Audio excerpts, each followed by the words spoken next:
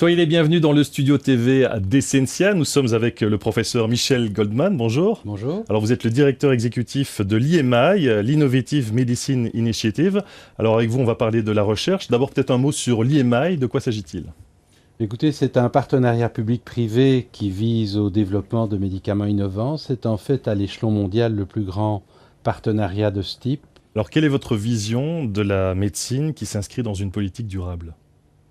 Alors, je pense que la médecine fait face aujourd'hui à d'importants défis, des défis de nature scientifique, mais aussi des défis qui concernent l'accessibilité des nouvelles thérapeutiques aux patients.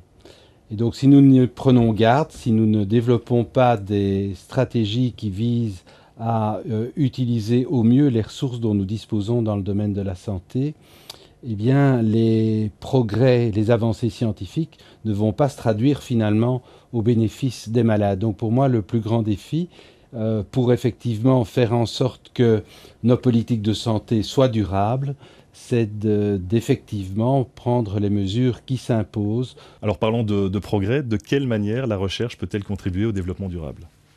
Écoutez, elle peut et elle doit y contribuer de différentes manières.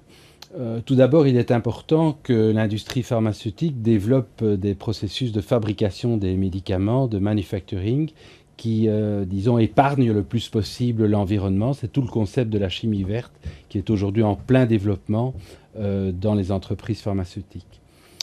Un autre aspect important de la recherche, c'est tout ce qui concerne l'élimination des médicaments par les patients qui les consomment.